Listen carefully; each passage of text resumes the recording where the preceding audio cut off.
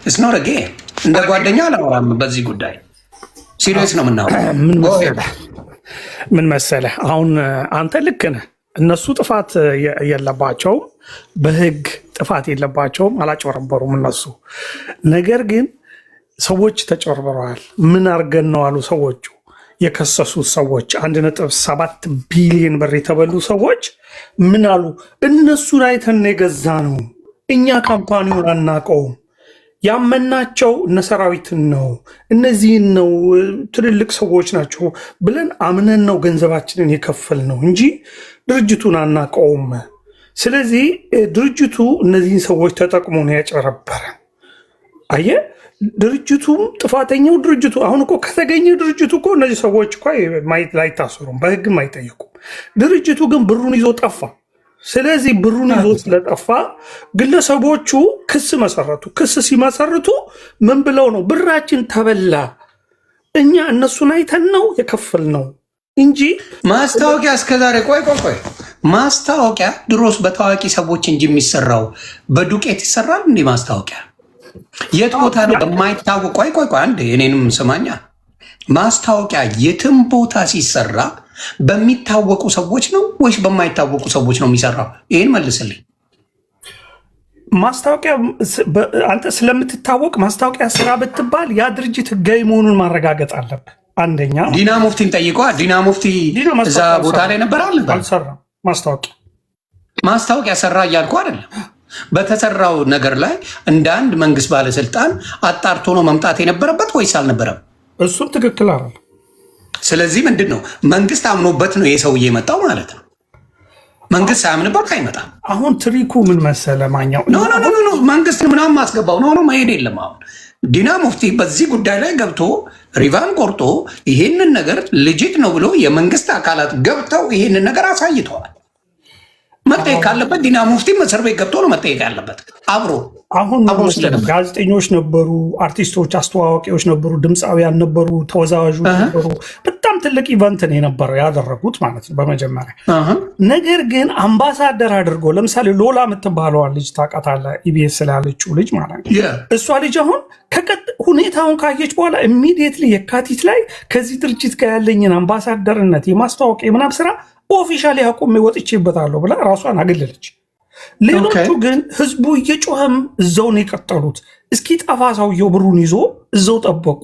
ነገር ግን አንቃውት ሰውየውን የሌባ ነው ብለው ወዲያው አስረክበው ቢሆን ኖሮ ነፃ ነው የሚወጡት።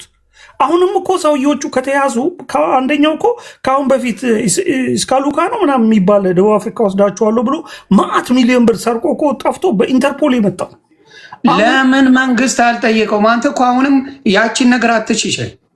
ዲና ሙፍቲ ይሄንን ነገር በደንብ ያውቃል። ከዚህ በፊት በኢንተርፖል የተያዘ ሰው እንደነበረ ዲና ሙፍቲ በደንብ አድርጎ ያውቃል።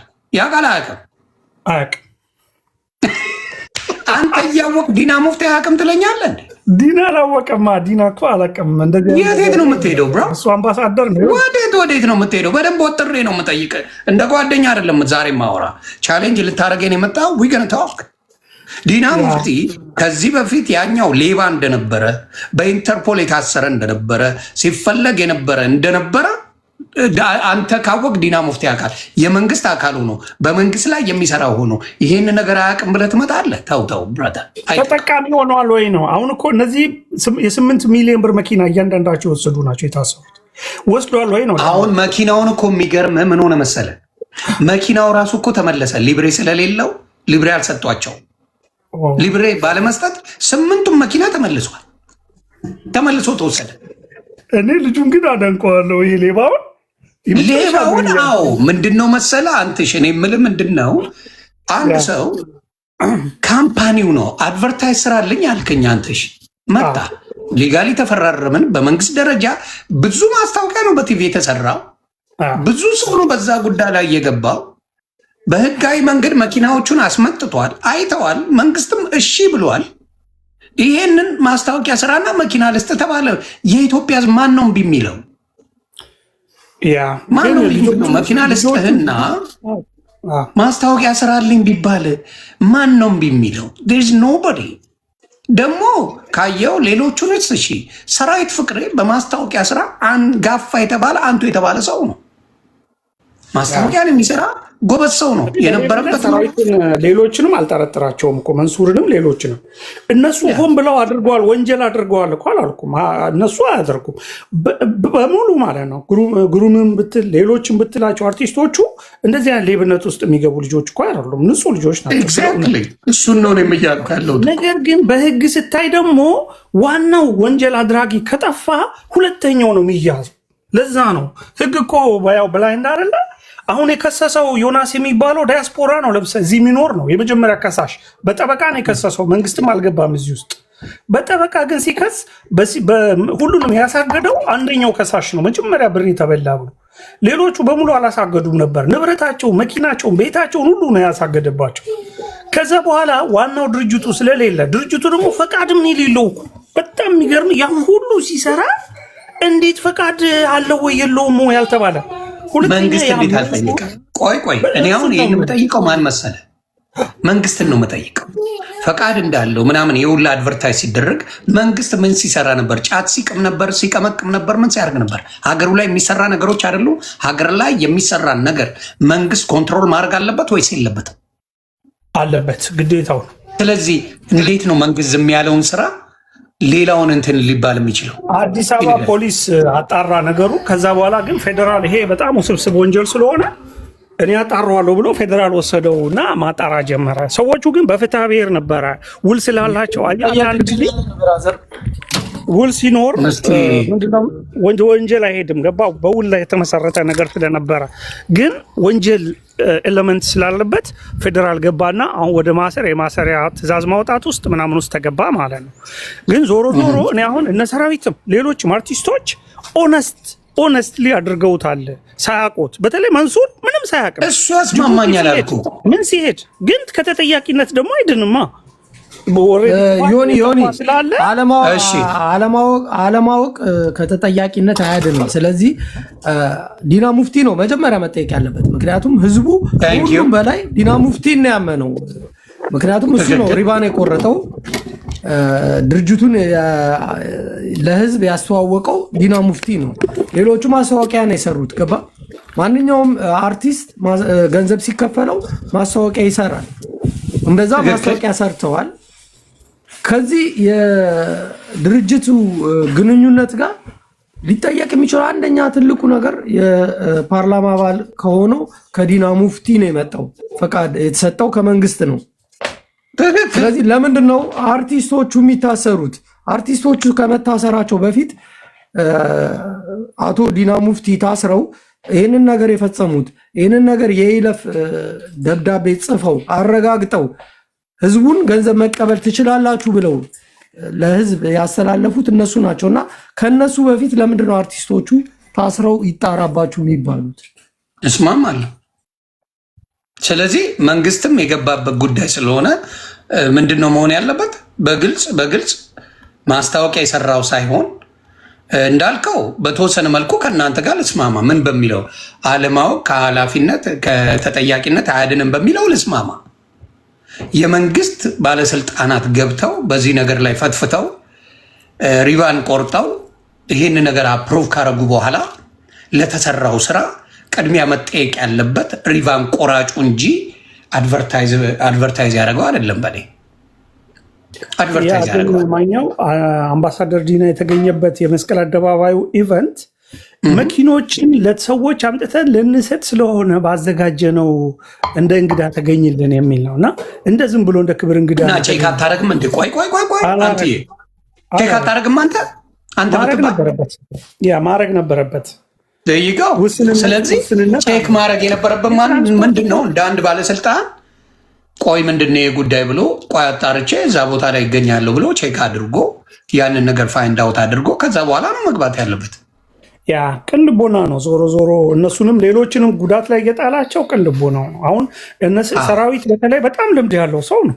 አሁን የመንሱርን አይቻት ከሆነ እኔ እንደውም የራሱ ድርጅት መስሎኝ ይሄ ነገር ካሽሎነ ነው። መንሱርን ቀጠሩት እኮ ለተወሰነ ጊዜማ የሆነ ብራንች አይ ቲንክ የደብረዘይት ይሁን የናዝሬት ብራንች ማናጀር አድርገው በደንብ አድርጎ እንዲሰክስ አደረጉት። ልጁን ስራውን ያልሰጡት እኮ በምን ያውቃል? ራሱ ነው የሚመስለው። በቃ ጅቡቲ ይሄዳል፣ ናዝሬት ይሄዳል፣ ምን ያሳያል? ያ ሁሉ የሚያሳየው ውሸት መሆኑ እኮ ነው። አሁን አደጋ የሆነው ህጋዊ ነገር ትክክለኛ አሳይቶ ቢሆን ኖሮ ምንም ችግር አለ። ዋሻቸው። ሁሉንም የዋሻው ደግሞ የበለጠ መንሱር ነው። ስለዚህ እንደዚህ እያደረገ አሁን ዮናስ ዋሻቸው ሳይሆን የተነገረውን ነው የሚነግረው። አስተዋውቅ ተብሏል። የዛ ስራ ባልደረባ አድርገውታል። ማናጀር አድርገው ሾመውታል አዳማ ላይ አይ ቲንክ። ስለዚህ ይሄ ሰው ምን ማድረግ አለበት? ስራውን ማስተዋወቅ የለበትም እንዴ? አለበት። እሱ ራሽ መንሱር እኮ ታውቀዋለህ፣ የራሴ ብሎ ነው የሚሰክስ። የራሱ ነው ብሎ መንሱሬ በስሱ ሳይሆን በሳክስ ዋንጫ የበላ ነው።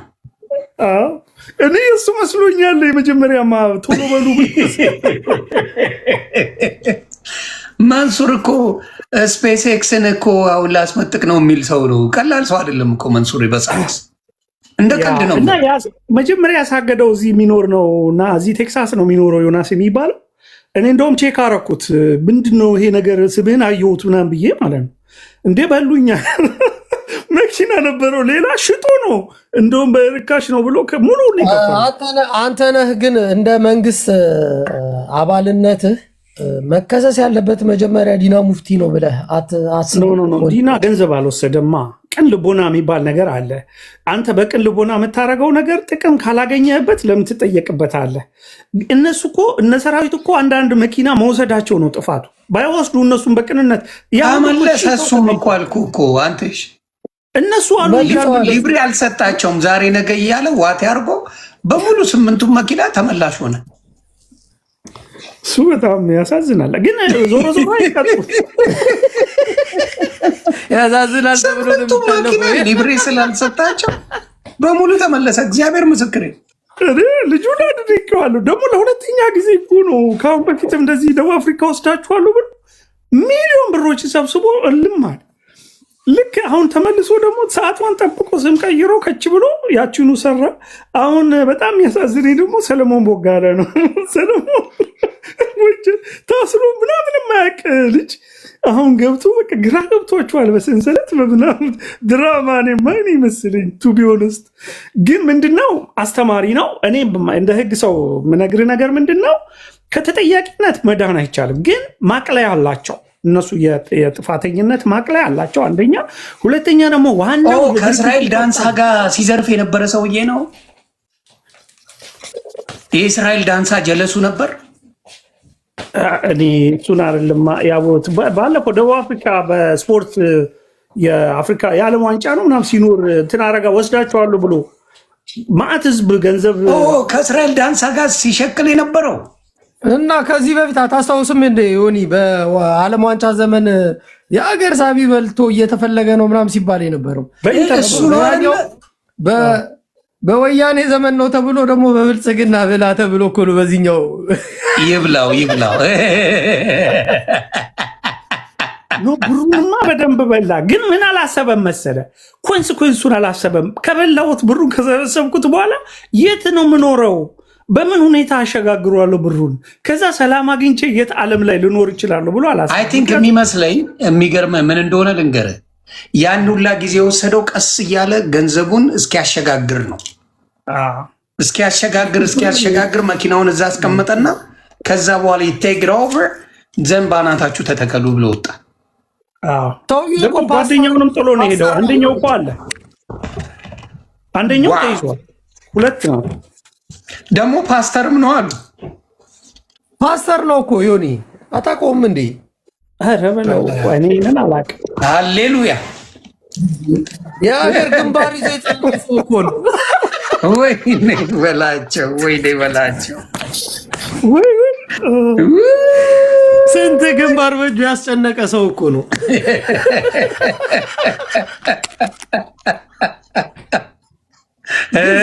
እንትኖቹ ድራማዎቹን የሰራቸውን ማስታወቂያዎች ምናምን ስታይ ቀላል አእምሮ ያለው ሰው አይደለም። ሰውዬው ፊልመኛ ነው። በቃ ቻፓ ምናምን ባለበት አይጠፋም ነው የሚባለው። በደንብ አቀናባሪ ነው። ልማደኛ ማፊያ። እንደዚህ አይነት መላ ሲገኝ ማለት ነው ጌታ ይገልጽለታል። ጌታ ገልጾልኛል ይላል። ገባ ግንባርን ይዞ ምናምን ተጸልዮላቸው እኮ ነው። ቅሞ ነው እንጂ ቅሞ ያሰባት ሀሳብ ነች እንጂ ዝም ብሎ በኖርማል ቢያስብ ኖሮ ኮንሲኩዌንሱንም ያስብ ነበር፣ የሚመጣውንም አደጋ ያስብ ነበር።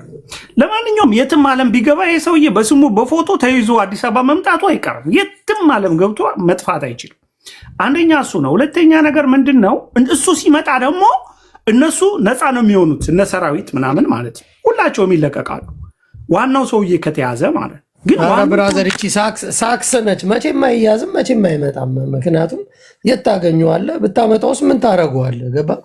ይሄ ዝም ብሎ ሳክስ ነው። እቺ ለፖለቲካ እንድትጠቀሙባት ምናምን እነ ዲና ሙፍቲ ነፃ ለሞት ምን ሆነ መሰለህ? ፖለቲካውን እኔም ልዘግብ እዚህ ጋር ጃፒ ምን እንደሚሆን ልንገርህ። ይኸው ለህዝብ ብለን እነዚህ ከተጠያቂነት አያመልጥም ማንም ሰው ምናምን ብለው ሰሞኑን ፖለቲካ ይሰሩበታል። አያችሁ፣ ማንም ሰው ጥፋት ቢሰራ ፊትህን ከልሎታል። ማግኘት የተበሉ ሰዎች ማን ነው ድምፅ የሚሆናቸው? 1000 ምናምን ሰው እኮ ነው የተበላው ይሄን ብር።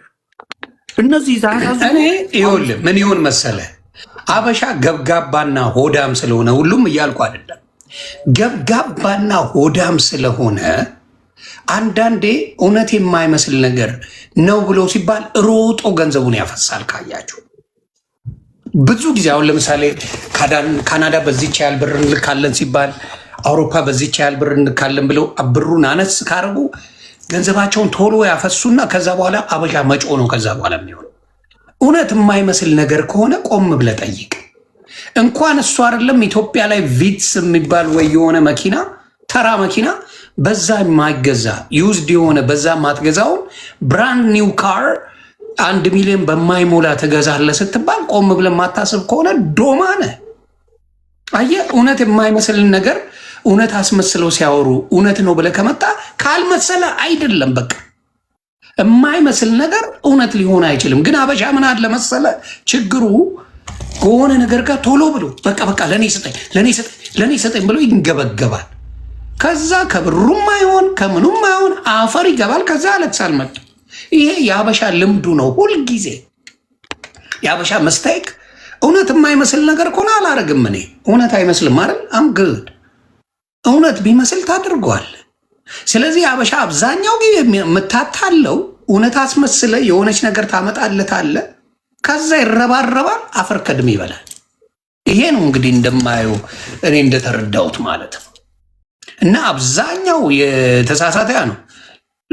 ለምን እንደፈለጋ ኦኬ፣ እሱን ነው የምለው። እናንተ የምጨምሩት ነገር ካለ የሆነ ነገር በለው። አይ ልክ ነህ አንተ እኮ ትክክል ነው ያልከው። እነዚህ አሁን ልጆች መጠየቃቸው ሰዎቹ ቢኖሩ ኖሮ ትክክል ነው፣ አይጠየቁም። ብሩ ባይጠፋም ኖሮ ቢታገድ ኖሮም አይጠየቁም ነበረ። ግን ሽፋን እየሰጡ እነሱ አለን ከፊት ይመጣል በቅርቡ እያሉ ማስታወቂያ እየሰሩ ያው እየገባ ነው እዚህ ደርሷል እያሉ አዘናግተውናል ለሚሉት ነው። አሁን ሁለቱንም ወገኖች እነዚህንም የታሰሩትንም ከእንደገና የተበላውንም 1.7 ቢሊዮን እኮ ነው። በጣም ብዙ እኮ ነው። በአንድ ጊዜ እኮ የኢትዮጵያ የሀገር በጀት የነበረ ገንዘብ ነው ይሄ ገንዘብ። ስለዚህ ቀላል ነገር አለም የተበላው የጠፋው። መንግስት ደግሞ እዚህ ውስጥ ደስ የሚለው ነገር እንደ መንግስት እዚህ ውስጥ መንግስት የለበትም። መንግስትን ማነካካት ምናምን አያስፈልግም። ለምን ሲጠሩ አንዳንድ ነገሮች ይሄን ያህል ነገር እየተደረገ ነው በእንግድነት ቢገኙልን ምናምን ስትባል አሁን እንደ አምባሳደር ዲና በጣም ኢኖሰንት ሰው በጣም ከሰው ጋር የሚግባባው ነገር ነው እና ድምፅ የለም ከሌላ ጋር እና እንደዛ አይነት ነገር ስለሆነ መረዳት ያለብን ወንድም አንተ ነህ። ይኸውልህ ምን አለ መሰለህ መንግስት ከሌለበት ይሄ ነገር ስራ መስራት አትችልም። ያለ መንግስት ፍቃድ ማንም ሰው አንድ ሀገር ላይ ህግ ባለበት ሀገር ላይ ምንም አይነት ስራ ምንም አይነት እንቅስቃሴ ማድረግ አይፈቀድለትም። የትኛውም ያላደገ ሀገር እንኳን ቢሆን ያለ መንግስት ፍቃድ ያለ ይለፍ ያለ ማህተም ስራ መስራት አትችልም። መንሱር እኮ ድርጅቱ የታገደው አለ። መንሱር ሰምተው ከሆነ በኢንተርቪው ላይ ስማኛ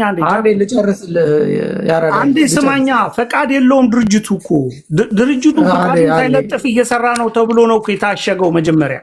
አይደለም ፍቃድ የሌለው ሰው ዲና ሙፍቲ መጥቶ መንግስት አይመርቅለትም። ፍቃድ ስላለው እኮ ነው መንግስት እኮ ነው የመረቀለት። ገባ? ፍቃድ ያልተሰጠው ሰው እንዴት የመንግስት አካል ከፓርላማ አምባሳደሩ መጥተው የተከበሩት አምባሳደር ዲና ሙፍቲ አምባሳደር ወንድሜ አንድ ጊዜ ልጨርስ ሀሳቤን ሀሳቤን ልጨርሳ ምን ችግር አለው? ዮኒ ቤቱን ከፍቷል። የሀሳብ ነፃነት ያለበት ቤት ነው። ብዙ ሰው ዲና ሙፍቲ ሲባል ደንገጣት በላንትዬ መጠየቅ ይችላል። ጓደኛም ስለሆነ ዲና በጣም መልካም ሰው እና ቢሆንስ ጓደኛ ስለሆነ ሌባ ከሆነ ሌባ ነው። አዶን እንደዛማ ሆነ ነው ባለጌ ጓደኝነትማ ሀሳቡን ይግለጽ። የኔ ፔጅ ጥፋት ባጠፋ ሊያልፈኝ አይችልም፣ አያልፈኝም፣ ይቀጠቅጠኛል። ሀሳቡን ሰው ገባ። አብረውት የበሉት ጓደኞቹን እንኳን አልማራቸውም፣ ይናገራል። ጥፋት ካለብህ መተህ ግን ጥፋትን ማስተካከል ነው፣ ሌላ ነገር አይደለም። ስለዚህ የመንግስት አካል የሆኑት ማህተብ ተመቶለት ሰውየው ፍቃድ ተሰጥቶት ለማፏገር ካልፈለግክ በስተቀር እነ ዲና ሙፍቲ ቆመው የመረቁትን ድርጅት መንግስት አያውቀውም ልትል አትችልም። የመንግስት አካል መርቆት ገባ። ይሄ ማስተባበያ አይሆንም፣ ማምለጫም አይሆንም፣ መዋሻም አይሆንም። ይሄ የኢትዮጵያ ህዝብ ምንም አያመጣም፣ አቅም የለውም፣ እንደፈለግን እንረግጠዋለን የሚል ስሜት ይዛችሁ ካልሆነ በስተቀር ይሄ ነገር አርቲስቶቹን የሚያስጠይቅ ሳይሆን ፈቃጆቹንና የፓርላማ አባሎቹን ነው የሚያስጠይቀው። ወንድሜ ይቅርታ ስላረዘምኩት። ችግር የለውም። ዋናው ነገር ምንድን ነው መሰለ፣ መኪኖቹ ኪራይ ናቸው። በጣም መስቀል አደባባይ ላይ እንደዛ በድሮን በምናምን ያሳዩ የኪራይ መኪና ነው። አንተ የሚገርም ማንም አላወቀም። እሱን እኮ አንተ እሱ ነው ችግሩ እኮ። አዎ በጣም ያታለላቸው የተመታ ነው አባ። ግን እነዚህ ሰዎች እግዚአብሔር ምስክሬ ነው፣ ምንም ጥፋት የለባቸው። እኔን ከጠየቀኝ ማስታወቂያ መኪና ሰጣለው ስራ ይኸው መኪና አለ እንካ ውሰድ ተብዬ ተሰጥቶኝ ሊብሬውን ሰሞኑን ሰጣለው ተብዬ እንዴ ለእኔ የተሰጠኝ መኪና ለሌላው እንዴት ነው የማይሰጠው ብዬ ሰራለሁ ማስታወቂያ። ይሄንን ከመጥፎ እንዴት ነው የምታየው? እንደ አንድ ሰው ለራስህ ተሰጥተዋል። ይሄን ደግሞ በ950 ሺህ ብር ሌሎችም ባለቤት እናደርጋለን ተባለ። እኔም እየነዳሁት ነው እንደምታየው። እኔም እኮ እየነዳሁት ነው ይኸው እኔም ተሰጥቶኛል፣ እናንተም ባለቤት ሆኑ ብዬ ማለቱን እንዴት ነው ወንጀለኛ የምታደርገኝ? አዴደ ይሄ እኮ ነው ችግሩ። ገባ? በጣም ችግሩ ምንድን ነው? በመጀመሪያ መንግስትም በደንብ ሳያጣራ በደንብ ሳያረግ እነዚህም ባለዳርጎ ቁጭ አረጋቸው። ዋናው ሌባ ገንዘቡን ይዞ ልም አለ። መኪናውን የሚደንሱ ሰዎች ሊብር የላችሁም ተብሎ ተረከቧቸዋል። የመኪና ሊብር የላቸው ዛሬ ነገ እያሏቸው ማለት ነው። ቢዚ ስለሆንን በዚህ ወተን በዚህ ገብተን ምናምን ብለው አታለሏቸው። ይህንን ነው ምለው። እስቲ ወንድማችን ገብታል፣ የሆነ ሀሳብ አለ መሰለኝ። እስቲ ዘግበኝ። ለምንድን ነው ሰውዬው ተጠያቂ የማይሆነው? የእሱ ጓደኛ የሆነው ማለት ነው መራቢያ እንደተናገረ ይሉታል። ለምንድን ነው? እሺ ብራዘር ለይን ጠይቅ ይጠይቃል። ይሄን አንድ ነው ምን መሰለህ በሌላ ነገር ላይ ዛሬ አይ ቲንክ የኢትዮጵያ ሜሞሪ ሾርት ሜሞሪ ላይ አብይ ብሎ እናራሱ ማለት እንጂ ቱዛዩል ሐምሌ 4 ላይ 2004 በኢትዮጵያ በአሜሪካ 2010 ላይ ገባ ምን ያህል ተዘርፈን አንዱን ይሄ ነኝ ወደ ሳውዝ አፍሪካ የገባሁት ያን ጊዜ አሁን ወደ አሜሪካ ስላለው ነው እንጂ ያኔ ሳውዝ አፍሪካ የገባሁት ማን ነበረ? ከና ቦይስ ባጋ እነማን ነበሩ ዘርፈ ነበሩት? እዚህም አሜሪካ ያለ ልጅ ማለት የምናውቀውኛ እንዴት አድርገው ዘርፈው እንደ ህዝቡን ዘርፈው እንደወጡ ይሄን ሰውዬ ምን አደረጉ? በኢንተርፖል ተያዘ ተብሎ አሳዩት። 5 ቀን እንኳን አላሰሩትም፣ ለቀቁት። ገባ አይደለ?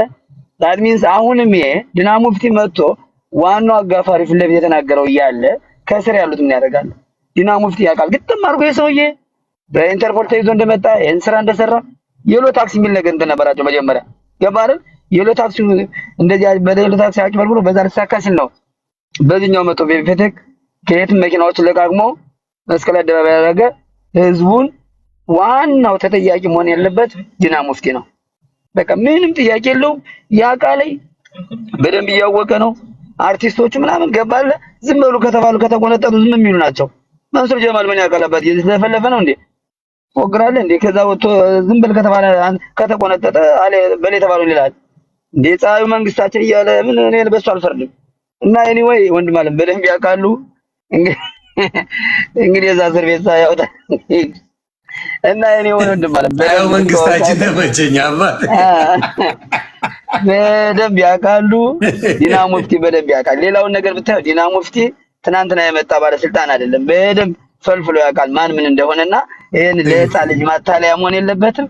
አይ ደግሞ የፓርላማ መብቱ ያለ መከሰስ መብቱ ካለ እነ ክርስቲያን ታደለ ታዲያ ያለ መከሰስ መብት እያላቸው የታሰበ ምን ነው መርጦ ማልቀስ እንዳይሆንብን ኤኒዌይ ላይ ላስተላልፍ ብዬ ነው ወንድም አለም ለዛ ነው ይቀርበሽ አባቱ ችግር የለም የኔ አባት አይነት ነው። አሁንም መደረግ ያለበት ምንድነው ወንድሞቻችን ምን አድርገዋል እንዳልኳችሁ በማስታወቂያ ደረጃ ሰራዊት ፍቅሬን የሚያክለው የለም በኢትዮጵያ።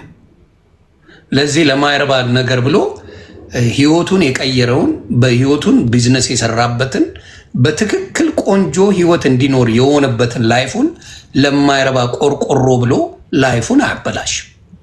ይህን ነገር እያወቀ አይገባበትም።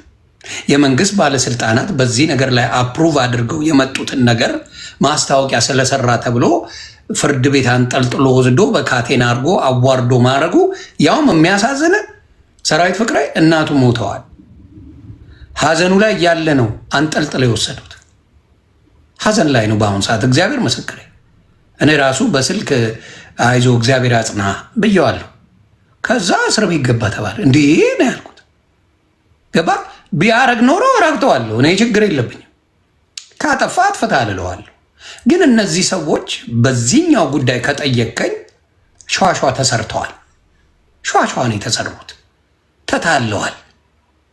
የተታለሉ ሰዎች እንጂ ያጭበረበሩ ሰዎች አይደሉም። መንሱር ጀማርም አላጭበረበረም፣ ሌሎቹም አላጭበረበሩም። ተታለዋል። ሰውየው መኪናውን ይዞ አምጥቷል። መስቀል አደባባይ አሳይቷል። አዳማ ሄዶ አሳይቷል። ሲወርዴው ከጅቡቲ የመጣ መኪና ተብሎ አፈር ለብሰው ማስታወቂያ ሲሰሩ አይቻለሁ። ስለዚህ እነዚህ ሰዎች እንደ ወንጀለኛ አላያቸውም። እኔ ከሆኑ እኮ ተባብረ ዘርፋል እለዋለሁ። ግን እጅግ በሚያሳዝን ሁኔታ ይሄ ነገር መፈጠሩ ያሳዝነኛል እና ስማቸው በጣም ተበላሽተዋል። ይሄ በጣም በጣም በጣም ያሳዝናል። ሌላው ምንድን ነው እኔ ለኢትዮጵያውያን ወንድምና እህቶቼ የምናገረው if it is hard to be true don't do it። እውነት የማይመስል ነገር ሲያመጡላችሁ አንቀበል ቶሎ። የኢትዮጵያውያን ትልቁ ችግር ይሄ ነው። እውነት ካልመሰለ አታድርገው። ለምን መልስ አንተ ነው የምታለቅሰው። አንተ ማታርገውን ሌላ ሰው አድርጎ if it is good to be true it is not። በቃ በጣም ከባድ የሆነ ነገር በቀላል ሆኖ ሲመጣ ቆም ብለህ አስብ። ለአበሻ የሚያስብልህ የለም። እውነቱን ነው የምልህ። ጎሄድ የተበላ ሰው ካለ አስገባ። የተበላ ብሩን ከፍሎ መኪናውን ያልወሰደ ምናልባት ከዚህ ከሚታየው ሰው ውስጥ ኧረ ነፍን ያለው አባቴና ግባ የተበላ የሚገባ የሚያወራ ካለ ማለት ነው። አሁን ባላንስ ለማድረግ አሁን ከነ ዶክመንት ወንድሜ የተበላ ካለ ስትል ያልተበላ አለ እንዴ? ኖ ሰው እዚህ ካሉ መናገር ከቻሉ ማለት ነው እነሱ የሚሰማቸውን ስሜት ብርን ተወሰድኩኝ ብሬ የተወሰደ ነው የሚል ምንድን ነው የሚል ሌላ የሚል አለ። ሌላ አዲስ ነገር የለም። ምን ይላል? ብሬ የተወሰደ ነው የሚል ሌላ ዲና ሙፍቲን አምነን የመንግስት አካል ስለሆነ ብራችንን ሰጠን ነው የሚል ሌላ ምን ይላል? ሌላ ምንም አይል። ሌላ የሚጨምረው ነገር አለ። ብሬ የተበላው አመኜ ገባው ብር አምጣ ተባል ሰጠው። አበሻ ደግሞ ብር ለመስጠት ጎበዝ እኮ ነው። ቶሎ ከዛ ለማልቀስ እና በጣም ነው የሚያሳዝነው ይሄ። ሌሎቻችሁም ጥንቃቄ አድርጉ። አሁን እኮ ማስታወቂያ ለመስራት ሊፈራ ነው ማለት ነው። ኢትዮጵያ ላይ ማስታወቂያውን ስራልኝ ሲባል እኔ አላቅልም ይል ነው ከዚህ በኋላ እንዴ። ሚኪ የሚባለው ልጅ ዱባይ ሚኪ በፊት አውራሪ የሚባለው ዱባይ ስቃይ ላይ አይደል እንዲ ያለው ወንድማችን። እኔ በጣም ነው ማዝነው። ሚኪ ፊት አውራሪ ከሚያሳዝኑኝ ሰዎች መካከል ማስታወቂያ ስራ አሉት። እሺ አለ፣ ሰራ ወገቡን። የሆነም ደግሞ ጋዜጠኛ ምናምን የሚባል ነበረ። ማስታወቂያ ስራ ተባለ፣ ሰራ ወገቡን። ማንንም ብታመጡ ማስታወቂያ የሚሰሩት አሁን እየታደኑ ሀገር ምን ለቅሶ ላይ ናቸው እና በጣም ነው የሚያሳዝነው። እኔ ከዛ ነገር ተማሩ ነው የምለው። ሰዎች ከአለህበት ሀገር አንጻር አያይዘ ዮኒ አንድ ሰው እዚህ ሀገር እንደዛ የሚባል የለም። እኔ ጃፒዬ ልዘግብሽ አይደለ ልዘግባል። ማስታወቂያ ስራ ስትባል ማስታወቂያውን ትሰራለህ። ከአንተ ጋር የሚያገናኘው ነገር የለም። ዳር ነው ገና አስኪ ፎር ኤኒቲንግ። ወንጀል ቢሆን አብረህ መስራት ትችላለህ። ማስታወቂያ የምን ወንጀል? ወንጀሉ አሁን ለምሳሌ ወንጀል መሆኑ ታውቆ ዶክመንት አለ። እዚህ ሀገር በዶክመንት ነው የምትሰራው። ዶክመንቱ ይቀርብልሃል። በሱ ዶክመንት መሰረት ትሰራለህ። ማንም አይጠይቅ። የሚጠየቀው ማን ነው? ባለ እቃው ነው፣ ባለ ንብረቱ እንጂ ማስታወቂያ የሰራ አይጠይቅ። አሜሪካ እንደዛ አይደለም። አሁን ለምሳሌ ጥያቄው ምን መሰለህ? አሁን አንተ የሆነ ድርጅት አለ እዛ አሜሪካን ሀገር፣ ያ ድርጅት ማስታወቂያ ስራልኝ ቢልህ አንተ ትሰራለታለህ እና ሰዎች ገንዘብ ይሰጣሉ ለዛ ድርጅት ለእኔ አይደለም ለድርጅቱ ነው የሚሰጠው ለዛ ድርጅት እና ያ አሁን ሰዎች አንተን ያስተዋወቅከው ይሄ ድርጅት እንደዚህ ነው ጥሩ ነው ይህን ያረጋል ምናምን ብለህ ታስተዋውቃለህ። የምታስተዋውቀው መጀመሪያ ደረጃ አንተ ያ ድርጅት ከመንግስት ፍቃድ ማግኘቱን አይተህ ነው። ታንኪዩ ያ ነው የምልህ እንጂ ዝም ብለህ መተህ ሰርተህ እንትን ብትቀበል አንተም እሱም ተጠያቂ ናችሁ። ትክክል። ዋናው ነገር መንግስት የማያውቀው ማስታወቂያ እዚህ ሀገር ላይ አትችልም፣ አያደርጉትም። ሳያልፍ በኤፍዲኤ ይሉታል፣ ሳያልፍ በሁሉ ነገር ሳያልፍ ማስታወቂያ መስራት አይቻልም። ምንም ነገር ማስታወቅ አይቻልም። አፕሩቭ ተደርጎ ላይሰንስ ኖሮት ኤልኤልሲ ተሰጥቶት አፕሩቭ ተደርጎ ያልፋል። ከዛ በኋላ ይሄንን ነገር ማስተዋወቅ ነው። ከዛ በኋላ ታስተዋውቃለህ። ስታስተዋውቅ አንተም በምንም መልኩ አትጠየቅም። በምንም መልኩ ነው ማውራ። ሰውየው ጠፋ፣ ጣራ ላይ ወጣ፣ የት ጠፈር ገባ የሚባል ነገር አያገባ። ኢስናችሁ ፕራውድ ኢትዮጵያ ላይ እንኳን ችግሩ ምን ሆነ መሰለ? ሌላ ዓለም ላይ ኢትዮጵያ ላይ ምን ሆነ መሰለ? ችግሩ ምንድን ነው? አንዱ ማስታወቂያ ሰራ፣ ሰውየው የለም፣ በቃ የኛውን ያዙት ይባላል። ተግባባ? ይሄኛው ያዘው። ማን ነው ይሄን ያስተዋወቀው? ያዘው ይባላል። በቃ ያዘው ይባላል። በቃ ይሄን ነው። አዎ፣ ማን ያሰራው? ይሄ ነው። እሺ፣ ይያዛል። በቃ እስር ቤት ትገባለህ። አሁን ኖርማል ሆነ ኢትዮጵያ ላይ። ማን ያስተዋወቀው እንጂ የማን ካምፓኒ ነው የሚባል ቀረ። አሁን ኢትዮጵያ ላይ እጅግ ነው የሚያሳዝነው። እጅግ ማን ያስተዋወቀው እንጂ የማን ካምፓኒ ነው ተብሎ አይጠየቅም። ብዙ ሰዎች እየተሰሩ አይተናል። እና እባካችሁ ኢትዮጵያ ላይ አድቨርታይዝመንት የምትሰሩ በቃ የሀገር ልብስ ብቻ አስተዋውቁ።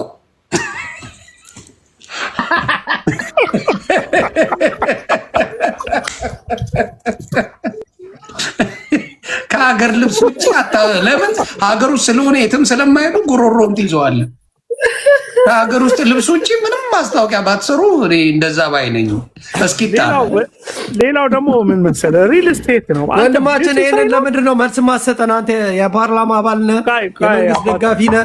ወንድማችን ይሄንን አስተካክለህ ንገረን፣ ህዝቡ ይማርበት። ይኸውልህ ምን መሰለህ እያሾፍኩ አይደለም፣ እኔ ቁም ነገር ነው የማወራው።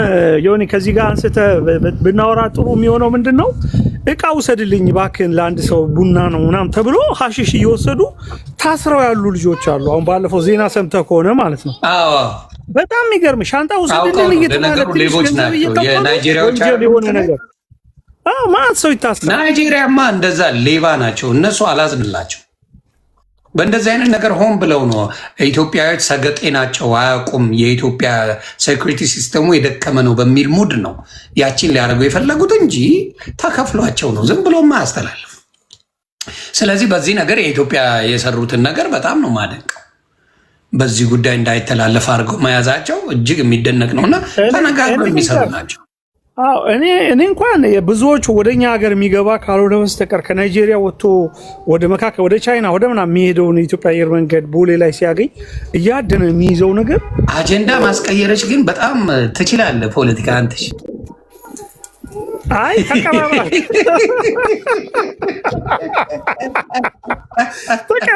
ነው ብዬ ነው እኮ አጀንዳ ለማስቀየር ላጥላጥ የምትያን ነገር በጣም ነው የምትመችኝ አባ። እኔም ፖለቲከኛ ነኝ። አንተሽ ተው ተነውለው ለጊዜው የተጠየቀው ጥያቄ ለምንድን ነው መልስ የማይሰጥበት? ከጠየቀኝ ዲና ሙፍቲ ፐርሰናሊ የሚመቹኝ ሰው ናቸው። እግዚአብሔር በሚያውቀው አምባሳደር በእውነት ነው። አምባሳደር ዲና ሙፍቲ ላይ መጥተዋል። በጣም ትልቅ ሰው ነው። በጣም የተከበረ ላይክም እየነገርኩህ እኮ አሁን ጭፍን ጥላቻ የለኝም። ምኑ ነው ታላቅነቱ? ቆይ እኔ ገባኝ። አሁን ጃፕ የጠየቀው እኮ ትክክለኛ ጥያቄ ነው። ታዲያ ታላቅነቱ ታዲያ የህዝብን ገንዘብ አሳልፈው እንዲሰጥ ተባባሪ ሆኖ ሪባን መቁረጡ ነው ታላቅነት። ከዛ አርቲስቶቹ መታሰር፣ እሱ ደግሞ አሳሪ ሆኖ እንደ ከሳሽ ፍርድ ቤት ይቆማል። ዲና ሙፍቲ ጭራሽ ራሱ ሪባን ቆርጦ የመረቀውን ድርጅት ያስተዋወቁትን ሰዎች ከሰኮ ነው የሚቀርበው።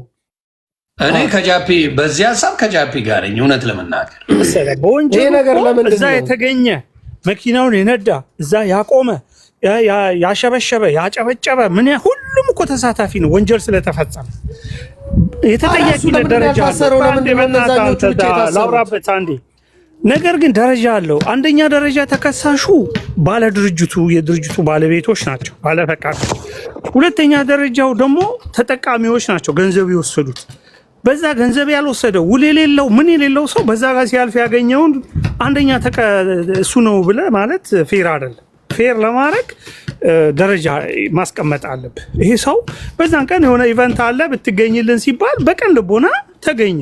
ያ ትክክል አይደለም ሳያጣራ መሄዱ። ግን ደግሞ በወንጀል መጠየቅ አለበት ብትል ባልበላ ባልጠጣ እንደው በጎ ነገር ባደረገ ይታሰራል እንዴ?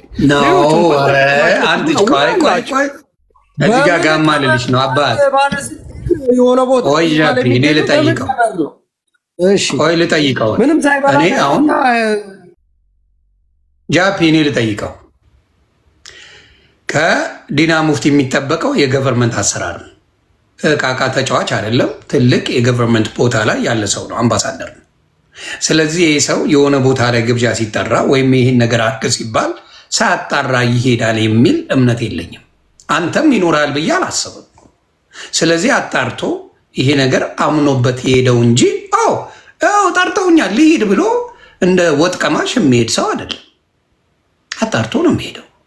ስለዚህ አጣርቶ ሄዶ ይሄ ነገር ፌል ሲያደርግ ዳይሬክትሊ ማስታወቂያ የሰሩትን ከጥቅሙ ጋር አልተገናኘም ተብሎ የሚደረግ ነገር ልክ ነው ብዬ አላምን።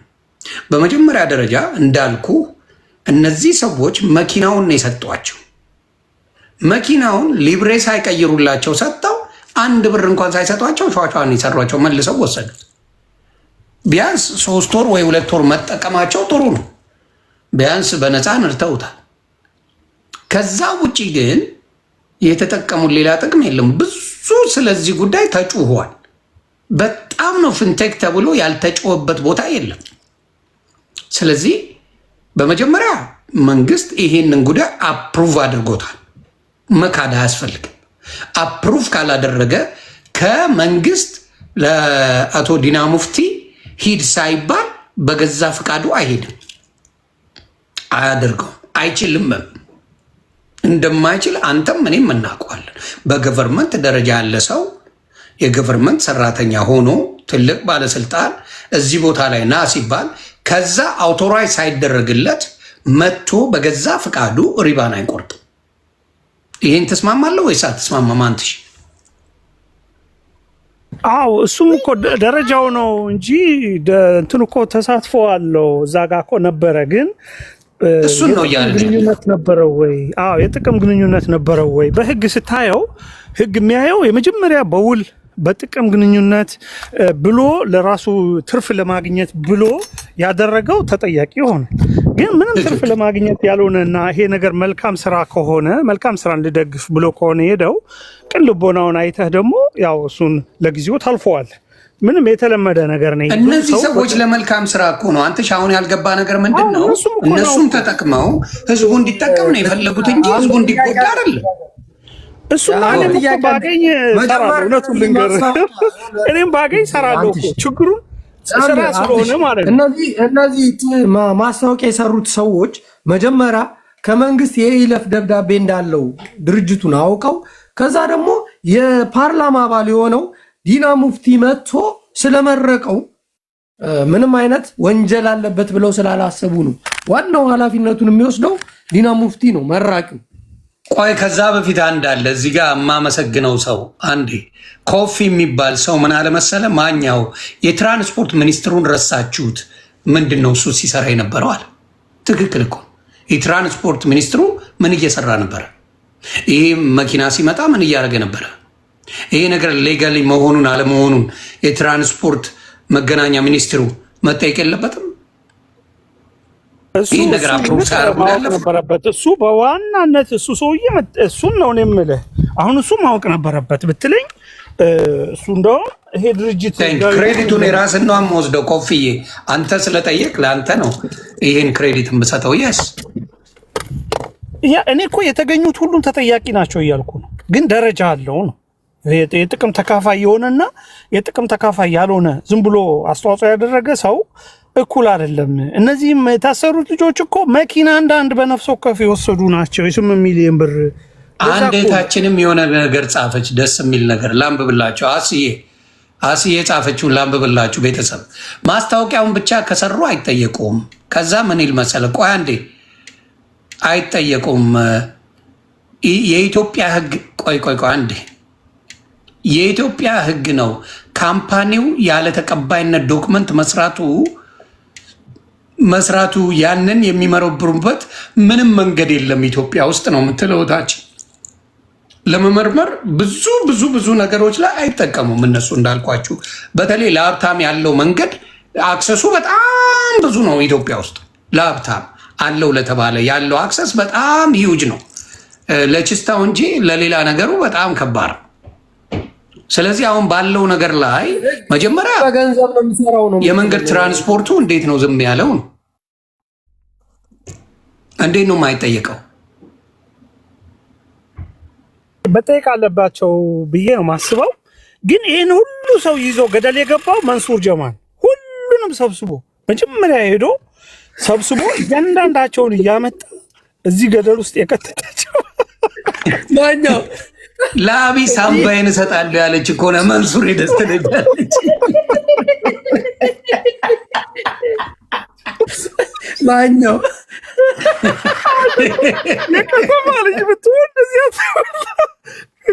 መንሱር እንኳን ጣፌን እሰጣለሁ ለአቢቹ የሚል ሰው ነው ብሎ ነው እሱ የሚሰክሰው። ያሳዝነኛል።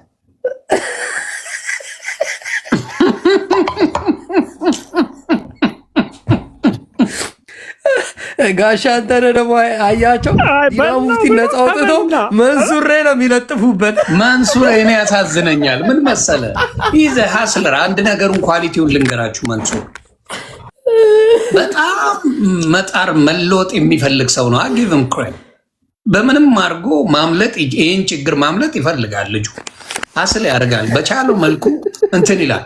ከመንግስትም ጋር ለመነካካት የማይፈልገው ለዛ ነው። አብይ ሳምባዬ ነው ኩላሊቴ ነው የሚለው የሆነ ጊዜ እኳ እንዳያደርገው ነው። ይገባዋል። አብይም ተግባብተናል እንጂ ተወዶ ምናምን አይደለም። ለበዓሉ ድምቀት እሱን እንደዛ ከጠራው አይነኩኝም አይነት ጭውቴ ነው። ፖለቲካ ነው። አንደርስታንድ አደርጋለሁ። ግን ሞር ነገሩ የሚከርበት መንሱር ጀማል ይከርበታል ነገሩ። ለምን በየቀኑ ሰዎች ሲጨቀጭቅ የነበረው መንሱሬ ናት። በጣም ያሳዝናል። በጣም አሳዝኖኛል እና አስቸጋሪ ነው። እኔ እግዚአብሔር ያውጣ ነው የምልህ። መንሱሬም ሆናችሁ ሌሎቻችሁም ወንድሞቼ ከዚህ ነገር ውስጥ እግዚአብሔር ያውጣችሁ። ኢትስ ሃርድ፣ ከባድ ኬዝ ነው፣ ከባድ ጉዳይ ነው። እንደ ቀልድ የምታዩት አይደለም። እና ግን የመንገድ ትራንስፖርቱ ጉምሩክም ይህን ነገር ሲያስገባ እንዴት አላጣራም? እስቲ ንገሩኝ። አሁን እኮ ናውን ፎንቴም ሊጠየቅ ይችላል።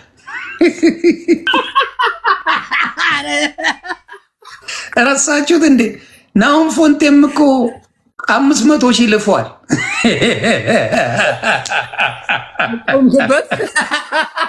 ታዲያ ልፏል እኮ እሱ። እንዲያውም ከሌሎቹ ጥሩ ተጠቃሚ ሆነው ናውን ፎንቴ ነው።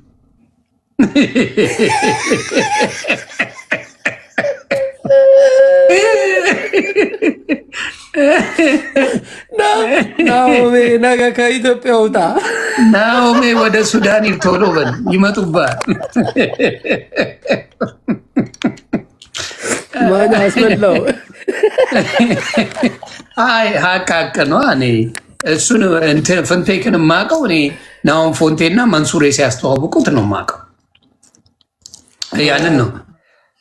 ሮሚ ራሷ መስቀል አደባባይ ላይ ሄዳ ስታወራ ነበር።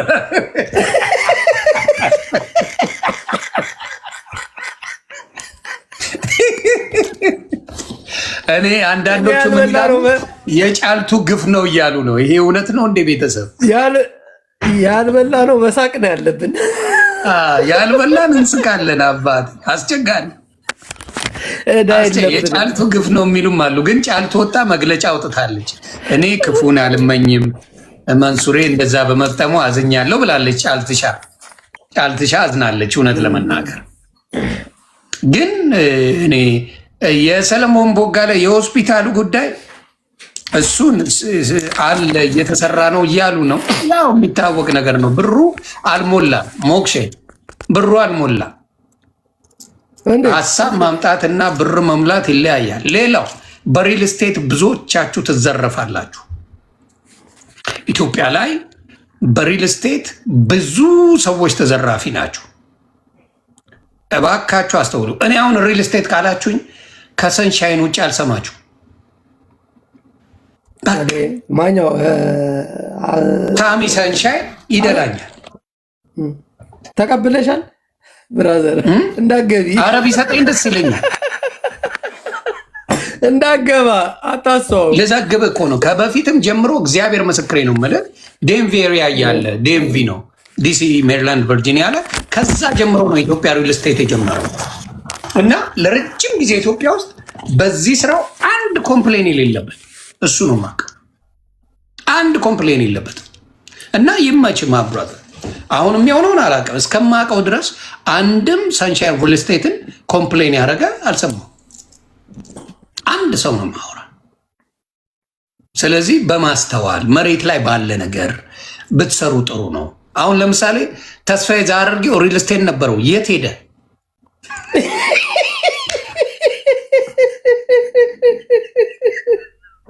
የሚጠይቅ የለ። ተስፋዬ ዛርጌው የሆነ ቦታ አሳይቶ ሪል ስቴት ሰራለሁ ብሎ ነግሯችሁ ነበር አይደል? 1.6 ሚሊዮን ተጀምሩና እያየን እንጨምራለን ብሎ ነበረ። መሬቱንም ይኸው ገዝተናል ብሎ እያሳየ ነበረ። እየሰራን ነው ብሎ የት ሄደ ብሎ የሚጠይቅ ኖባዲ ትገሸለጣል። ስለዚህ ቆም ብላችሁ ብታስቡ ጥሩ ነው። በተለይ ርካሽ ነው ሲባል ቆም ብላ አስብ። ያራድዬ ልጅ ሊያጠምድ ነው። እኔ አላምንም። በጣም የረከሰ ነገር እግዚአብሔር ምስክሬ ወንጀል አለበት፣ ወንጀል አለበት። ምክንያቱም ለሀበሻ አስቦ የሚያደርግ የለም። በማርኬት ዋጋው ነው የምታደርገው። ገባ? እኔ ተበድዬ ለአንተ መሸጥልህ እየተጎዳ የሚያደርግልህ አለ እንዴ? ሌላው ደግሞ እግዚአብሔር ያውጣችሁ እንትን ተጀምሯል። የመቅዶኒያ ቢኒ ዶክተር ቢኒ በጣም ወድም ማከብር ኢትዮጵያ ላይ ጥሩ ስራ የሰራነ በሚስት ወገኖች በኩል ያሉት ዘረፋ ጀምረዋል የሚባል ወጥቷል። ኢንፎርሜሽን አደባባይ እየወጣ ነው። በሙሉ ባለመኪና በሙሉ ባለ ንብረት ሆኑ እየተባለ ነው። ሰዎች ቼክ እያደረጉ ነው። እና ሰው በጣም እያየ ስለሆነ ቀልድ የለም። ነገሮች አደራ እንዳይበላሽብህ ቼክ አድርግ፣ ቼክ አድርግ። የሚላከውን ከውጭ የሚላከውን ዳይፐሩን ምናምን አናቱን እያሉ ሚሊዮነር ሆነዋል አሉ ከኋላ። ይሄ መስኪን ወንድም በማያውቀው ነገር ዶክተር ቢኒያም ከኋላ ሌሎቹ ገብተው እየጦለቡ ነው። በጣም በሚያሳዝን ሁኔታ እየተባለ ነው። እና አደራ አደራ አደራ አደራ ከባድ ኬዞች እየመጡ ነው። እና ሰው በድፍረት እየወጣ እየተናገረ ነው። እንደዚህ የሚሰማ ከሆነ መንግስት የሚሰማ ከሆነ እየተናገሩ ነው። እና ያንን ነው እየሰማን ያለ ነው። የሌሎቻችሁም ይወጣል የሚል ነገር አለ። አደራ አስተውሉ፣ ከህዝብ አትዝረፉ። እኔ ያንን ነው ምለው፣ ህዝብን አትዝረፉ። ልብ ካላችሁ የሌላ ዜጋን ዝረፉ። አበሻ ምስኪን ነው፣ አትዝረፉት። እኔ እንደዛ ነው ምለው። በጣም ነው ማዝ ነው። ወይም ደግሞ ብትዘርፉም በልክ አድርጉት፣ በፐርሰንት በስሱ ገባ። ከመቶ 10ሩን ብላ 90ውን ግን አድርስ። በስሱ አድርጉት። በስሱ እየሰራችሁበትም በተወሰነ ይከፈላችሁ። እኔ ችግር የለብኝም። ያ ትልቁ ምንድን ነው? መስገብገብ ነው። እውነትህን መስገብገብ በአቋራጭ ለመክበር መሄድ ምናምን ያመጣው ነገር ነውና ሁላችንም እኮ እየተጨረበርን ነው አይደል እንዴ? አንዳንዴ እኮ እንዴ ብራዘር ራሱ ተበልታለች። ቤተሰብ መስሎ ምናምን እኮ አጫዋ መስሎ እኮ ይልፈዋል። ይሄ አንዳንድ ጊዜ ለበዓሉ ድምቀት ጥሩ ነገር ነው፣ ትማርበታለህ። ግን በአጠቃላይ ምንድን ነው ዮኒ ግን አጀንዳህንም ሀሳብህንም ይሄ ሰውዬ ስሜትን ያውቀዋል ገብቶ ስሜትን አቀዘቀዘው። ገባ ምን ላደርግ ይችላለሁ እኔ? እነዛ ሰዎችን እኮ እንትንም ሰራው እኮ እነሱ አጠፉ የሚል እምነት የለኝም። እኔን ከጠየቀኝ አሁንም ደግሜ እናገራለሁ፣ እነ መንሱሬ ጥፋት የለባቸው። ግን አንተ ቅድም ያዝከውን አጀንዳ አስቀየረ አንተና አስቀይሯል። ግን ለመሰለህ ሆን ብለው አላረጉትም የሚል ነው እንጂ ጥፋቱማ ጠፍቷል። ጥፋቱ እኮ ጠፍቷል። አይታል ሰዎች ጥፋቱማ ካምፓኒው ነው ብሮ። እየለማ ካምፓኒው እና ካምፓኒው ከሌለ ምን አገባኝ ነኝ። እሱን ነው የምልህ። ቢኖሩ ኖሮ አይጠየቁም ነበረ። አሁን አንተ ጸጉር ቅድም ስትል ነበረ። አንተ ባታና ኦይል እያስተዋወቅ እኔ ባታና ኦይል ጸጉሬ ላይ አድርጌ ጸጉሬ ቢመለጥብኝ ባይሰራ እሱ አንተን ነው ጠይቅ። አትጠይቀኝም። ሄድና ካምፓኒውን ጠይቅ። ምን አገባኝ? ካምፓኒው ይኸውልህ ፊርማ ያለው ካምፓኒው የኔ ነው። ካምፓኒ እኔ ከሆነ ትጠይቀኝ። ኢንተርናሽናል ካምፓኒ ነው ታመጣና ለኔ ትሰጠኛለህ። ገባ? ኢንተርናሽናል ካምፓኒ ነው እንዴ? አንተሽ እያወቀው አሜሪካ እየኖርን አሁን ማን አስተዋወቃለህ? ዓለም ላይ የሚሸጥ ካምፓኒ ነው የሚያስተዋውቀው። ለምን አስተዋወቅ? እኔ አንተና እሱን ነው ያየሁት። እሱ ፌመስ ነው ማምነው ሰው ነው በጣም። አዎ የኔ ጸጉር ፍሪዝ ሆነ ያንተ ተመለጠ ምን ላድርገው እላለሁ። አሁን ለምሳሌ እኔን ጠየቀኝ፣ የኔ ጸጉር አደገ ያንተ ተመለጠ አሲዳም ጭንቅላት ነው ያለ እላለሁ። የቤተሰብ ታውቃለህ ትለዋለህ። አናት እንደ አሲድ ጠጣው አሲድ ነው አናት እላለሁ። ምን የኔ በልጅነት የሰራው ግፍ ነው ትለዋለህ። ስማ በልጅነት የሰራው ግፍ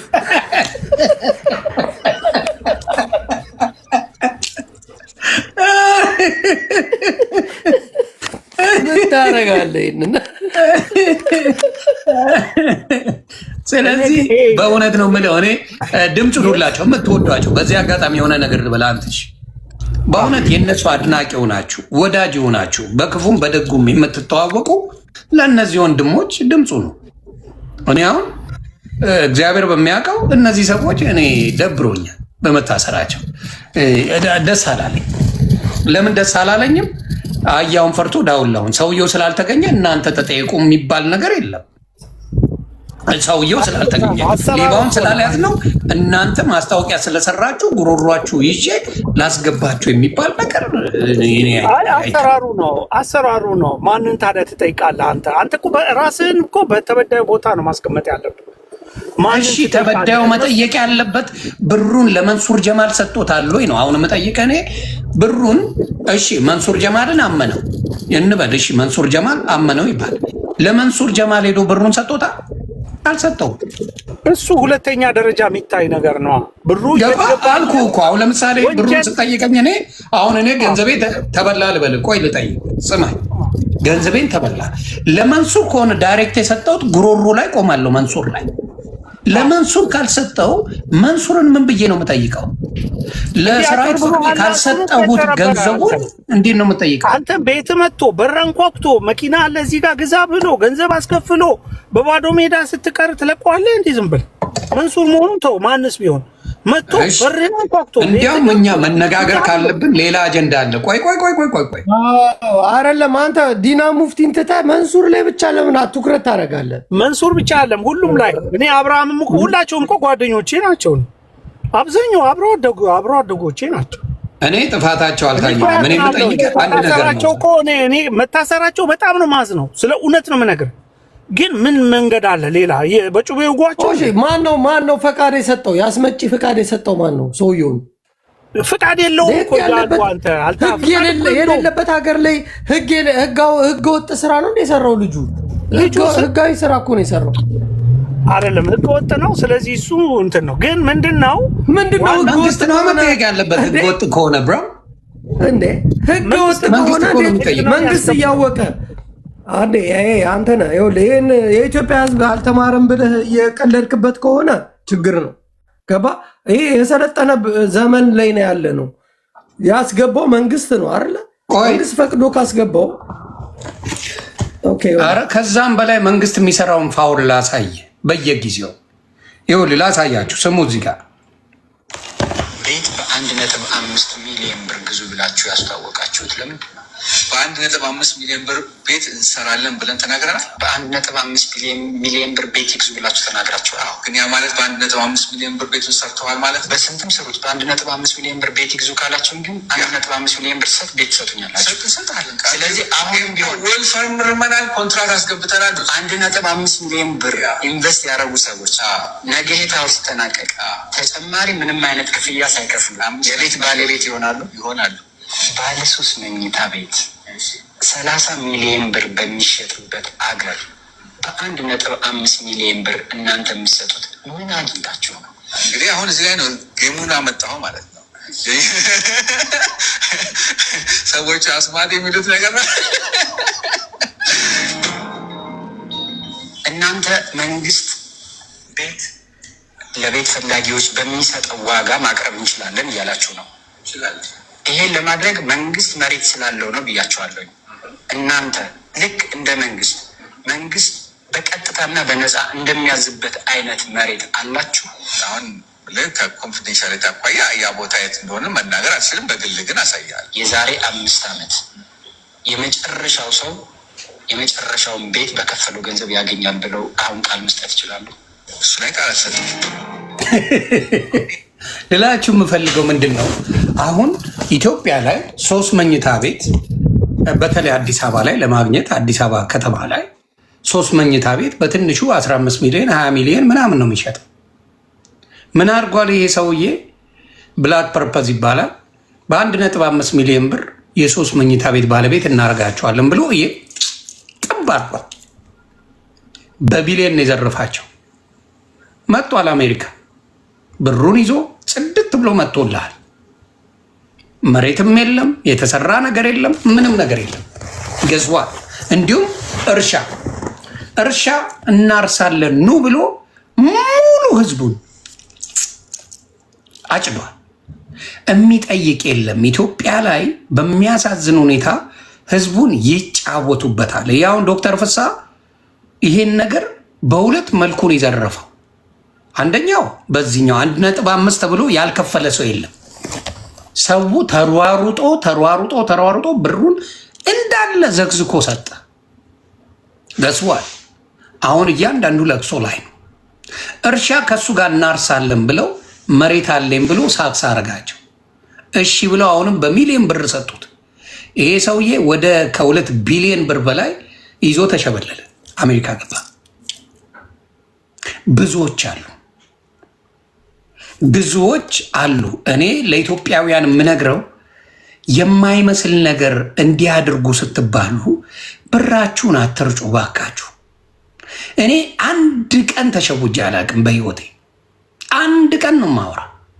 ለምን የማይመስል ከሆነ አላደርገውም። ምክንያቱም ማርኬት ቫልዩ እዚህ ሀገር ላይ እግዚአብሔር እንትን ሲለኝ በመኪና በሪል ስቴት ምናምን ማርኬት ቫልዩ የሚባለውን ነገር አውቋል። በዚህ ሰዓት ምን ያህል የሆነ ነገር ያወጣል የሚለው ነገርን አንተ ለምሳሌ 30 ሚሊዮን የሚያወጣውን በ2 ሚሊዮን ልሽጥል ብትለኝ እንዴት ላምነህ እችላለሁ? አበሻው ጭፍን ሆኗል። አስበው 30 ሚሊዮን የሚያወጣ ኢቭን 20 ሚሊዮን የሚያወጣ በ2 ሚሊዮን ልሽጥል ሲለኝ አንድ ሰው እማልጠይቅ ከሆነ ከስዋት የኔም ችግር አለ ማለት ነው።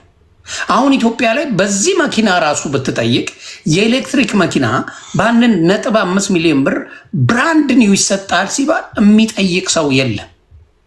አለ እንዴ አምጣ ነው የምትባለው። እና አብዛኛው ኢትዮጵያውያን የሚሸወደው ቆም ብሎ መጠየቅ ስለማይችል በየጊዜው ይበላል፣ በየጊዜው ይቦጠቦጣል። ይህን ነገር ልሰራ ነው እንዲያምጡ ሲባል እሺ ብሎ የሚሰጥ እንጂ ቆም ብሎ የሚጠይቅ የለም። ከማርኬት ቫሊዩ ጋር ካልተገናኘ ምንም ነገር አትግዙ። የእኔ ፕሪንሲፕል ነው ይሄ። በዚህ ሰዓት ምን ያህል ነው ብዬ ጠይቃለሁ። በዚህ ሰዓት በጣም የተጋነነ ልዩነት ካለው በምንም ነገር ላይ አልሳተፍም። እኔ የተጋነነ ልዩነት ትንሽ እኮ ደስ ይላል። አሁን ለምሳሌ ሚሊዮኑን 18 ሚሊዮን ካለኝ ይህ ነው ከሞላ ጎደል እሺ ልልህ እችላለሁ። ሚሊዮኑን በ2 ሚሊዮን ሸጥልሃለሁ ካለኝ እንዴት ነው የምንግባባው? ስለዚህ ትልቁ ችግር የኢትዮጵያውያንም ጭምር ነው ብዬ ነው የማስበውና በጣም ያሳዝናል ኢትዮጵያ ላይ የሚደረገው ነገር። በተለይ አንዳንድ ሰዎች ማፊያ ከመሆናቸው የተነሳ ትንሽ ብር ስላላቸው ብልጭልጭ ነገር አሳይተው ገደል ይከቱታል ይህን ህዝብ። ይህንን ነው የምለው።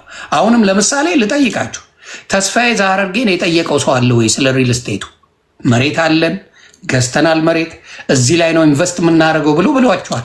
ትጠይቃላችሁ? ሄዳችሁ ጠይቁትም። ተረስቷል ኦልሬዲ አይደል? የሚጠይቅ የለም። ስትጠይቅ ምቀኛ፣ ተንኮለኛ፣ አንተ ስለማትሰራ ነው፣ አንተ እንደዚህ ስለሆነ ነው። ከተበላ በኋላ ለለቅሶ የምትመጣው እኛ ጋር። ይህን ነገር ነው የምለው። ሄለን ድሬ ምን አስባ ነው አስገቡኝ ብላለች። ነኝ ሄለን ተበልታለች ማለት ነው። ቻፓዋን ወዳጄ ናት። ሰላም ሆኒ፣ እንዴት ነህ? ደህና ሄልሻ ተበላሽ? ከእንቅልፍ መነሳቴ ነው። እና አዎ ስታወራ እህቶቼ ተበልተዋልና በየትኛው ይሄ ፐርፐዝ ብላክ ወደ 6 ሚሊዮን ወደ 6 ሚሊዮን ብር በልቷቸዋል። እና ያው እንግዲህ ለሌሎች ብዙዎቹ ነው። እሱ ደግሞ ለስላሴ ነው። የሚገርምሽ ሰውየው በጣም ምላስ አለው እንዴ። ሜክሲኮ ወስዶ ባዶ ሜዳ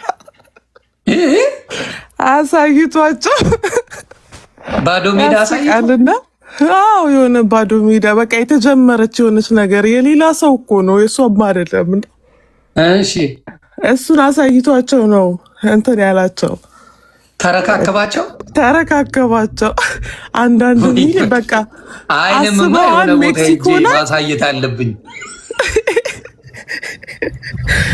ሜክሲኮ ላይ ምን የመሰለ ቦታ ላይ በቃ የዋጋው በጣም በቃ በዛ ሰዓት ሰው በጣም እንትን ብሎ ነበር። በቃ እንዲህ ያልበላው ሰው የለም እና በጣም በቃ ቅናሽ ዋጋ ነው የነገራቸው እና ሁሉም ተሯሩጦ ከኛ ቤት 1.5 ሚሊዮን ነው የምታገኙት ብሏቸው እኮ ነው።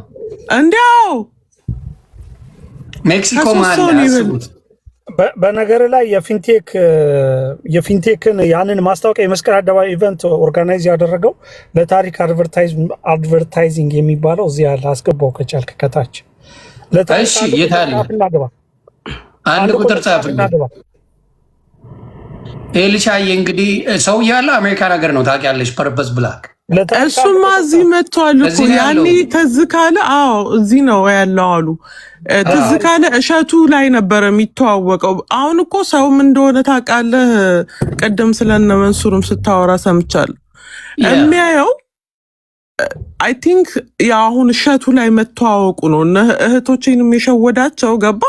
እሸቱን የሚያህል ሰው ዘመቼ ሳያረጋግጥ እንዲህ አይነት ነገር አንተን አይልም። ፍስሐ እሸቱ ነው ስሙ በነገርሽ ላይ።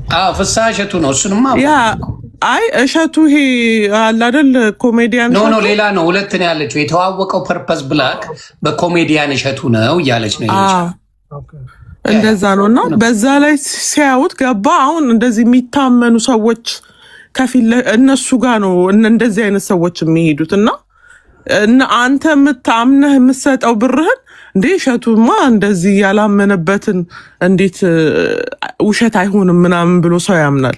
አይ ቲንክ እነ መንሱር ጋም ያለው ነገር እሱ ነው ብዬ ነው የማስበው። ገባ ብርህን የምትሰጠው አሁን እኔ እነ መንሱር እነ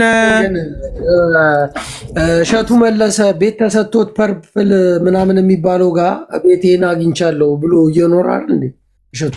ፐርፐስ ብላክ አይደለም ያኛው ሌላ መሰለኝ። እሱ ነው የሚባለው ነው ይሄ ሰውዬ I was working there የሚለው እሱ ነው የሚለው ነው። አንተ እሺ እያልከኝ ያለው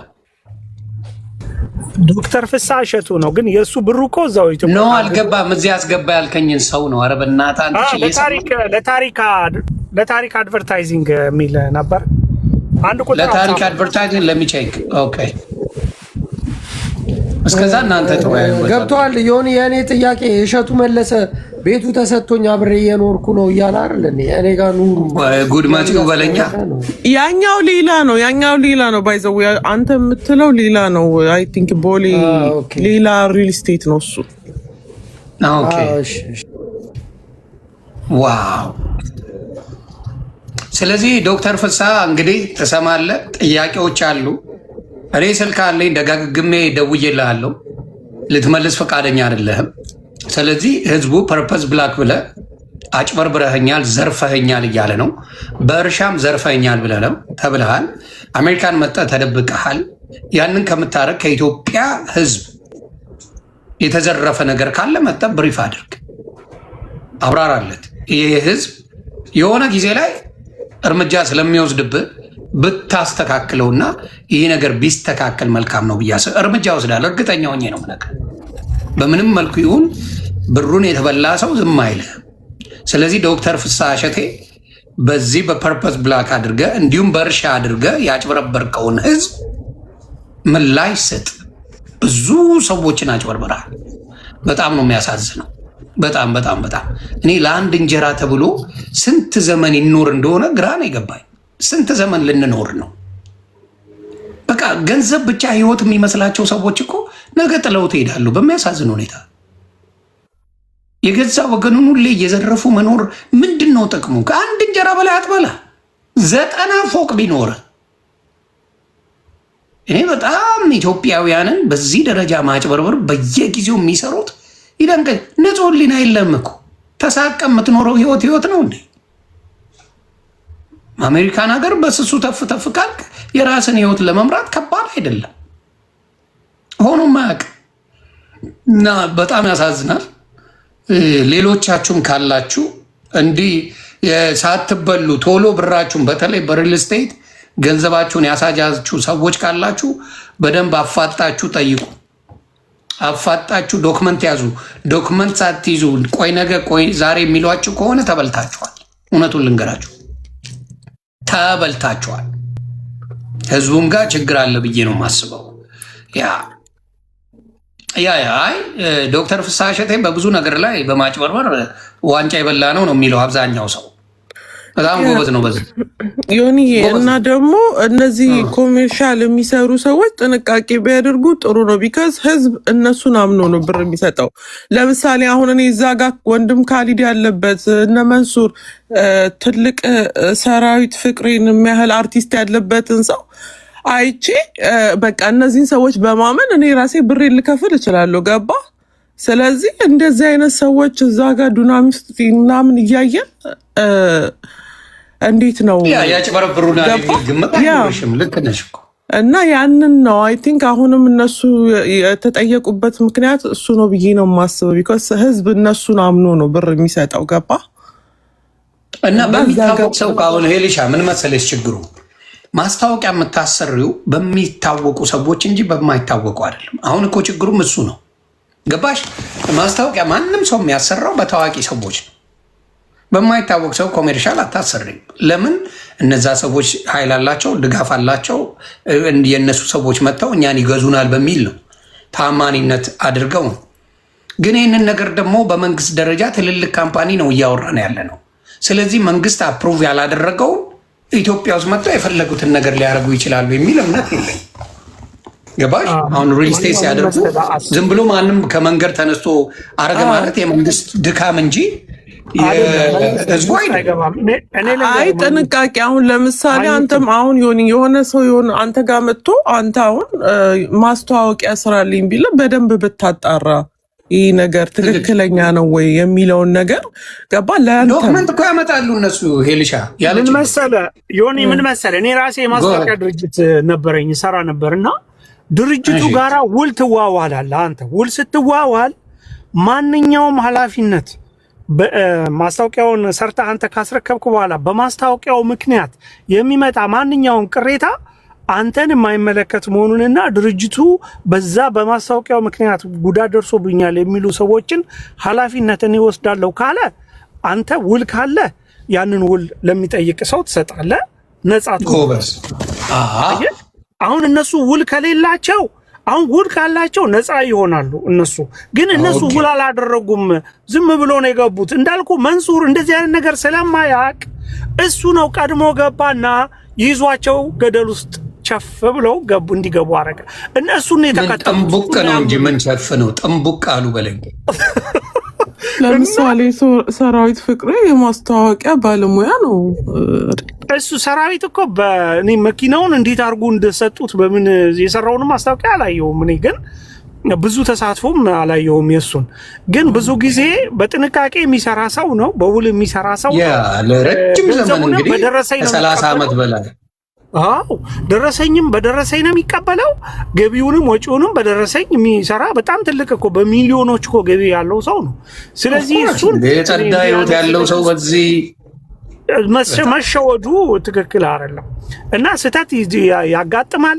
መታሰርም ደግሞ ያለ ነገር ነው።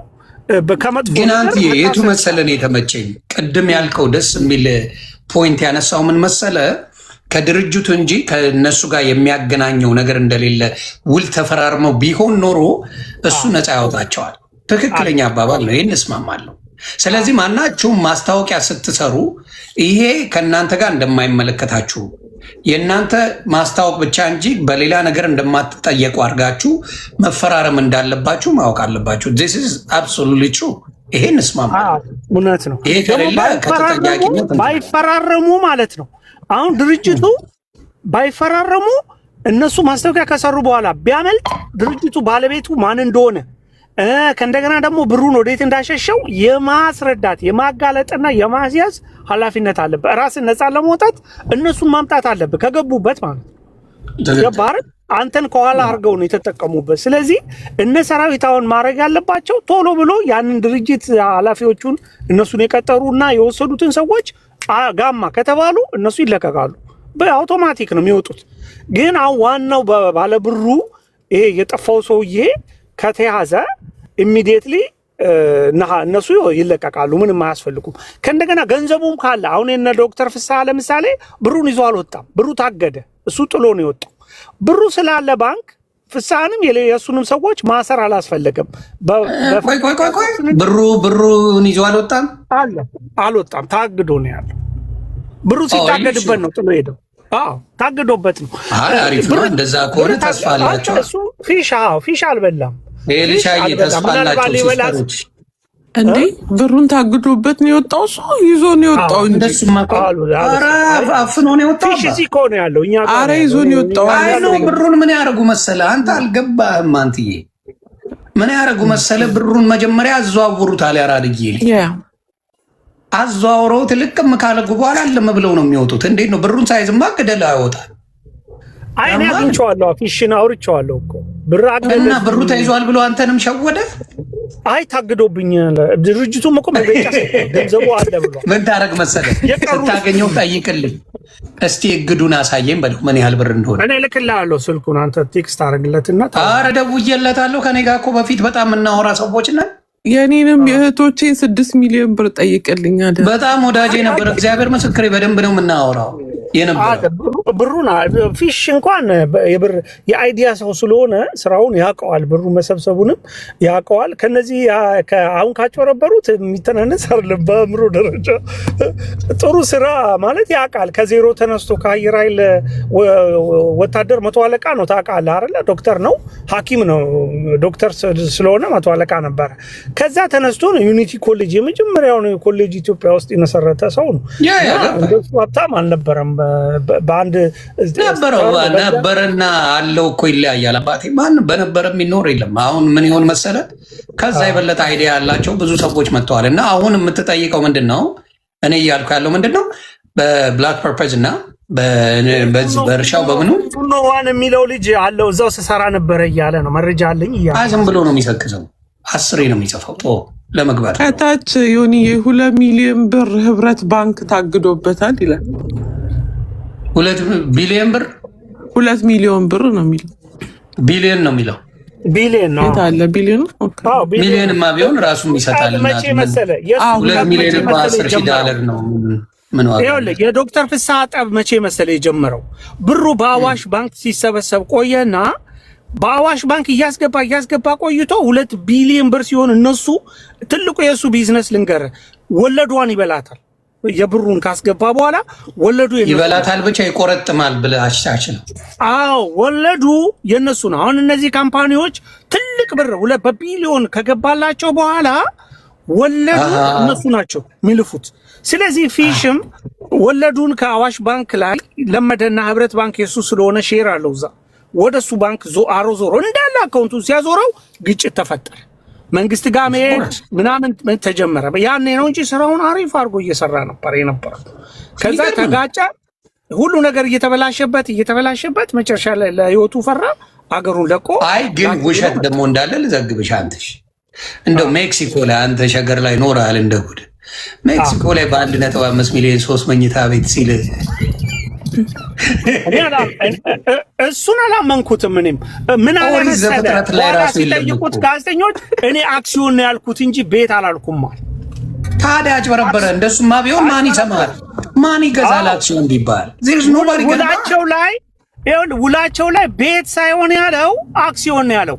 ውላቸው ላይ ሲናገር ቤት ነው ያላቸው። ቤት ይላል። አዎ ሲያስፈርም ውል ሲያስፈርም አክሲዮን ይላቸዋል። አክሲዮን አላቸው። እቃቃ ተጫወተበት። አበሻ ደግሞ ህጉን በደንብ አንብቦ አይፈርም። እንኳን እዛ አይደለም አሜሪካ ያለ ነው። አብዛኛውን ጊዜ አልዋሽህም፣ ብዙውን ህግ አንብበን አይደለም እንፈርመው። ውሸት ምንም አያደርግም። እውነት ነው።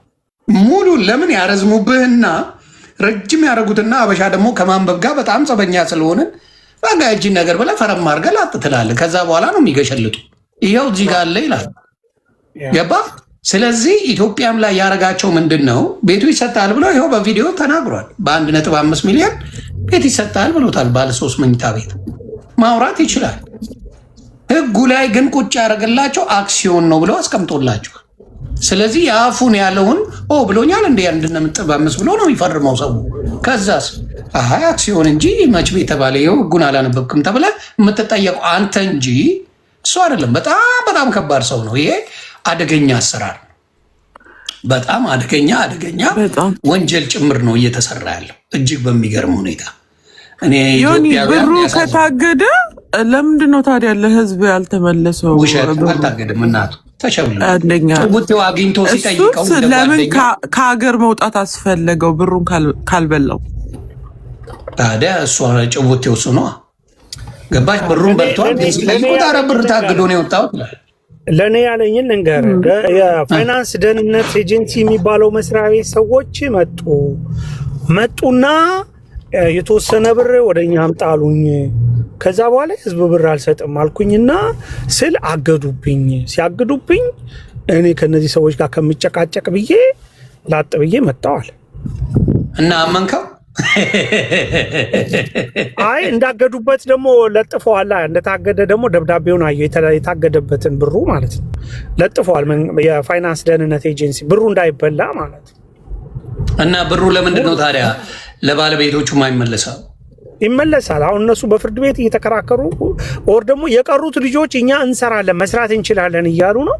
ሰርተው ማስረከብም ከቻሉ ወይ ቼክ እያደረገ ይሆናል ሰው። ግን በ1.5 ሚሊዮን ብር ነው ሜክሲኮ ላይ 3 መኝታ ቤት ሰርተ የምታስረክበው? በሱ ብር አይቻልም። ከባድ ነው። አይቻላል እንጂ እንዳባባሉ ከሆነም ይቻል ነው አይደል? አረ ከባድ ነው በዚህ ዘመን እንደ አንድ ያለ ክፍልም አይሰራም። እሱና አምል ገባ። በደንብ አድርገው ዘርፈዋል። በደንብ አድርገው ለኢትዮጵያውያን አስበው አይሄዱም። እንተዋወቃለን። ይሄን መስኪን ህዝብ ለማጠብ እንጂ ለሀበሻ አስቦ የሚሰራ ብዙ አታመጣም። እግዚአብሔር ምስክር። ኢትዮጵያ ሄጄ በቢዝነስ ልፊያቸው አጭበርብሬ ልምጣ የሚል እንጂ እንደው ለህዝቤ ልስራ የሚል ብዙ አታመጣ። እጅግ ያሳዝናል።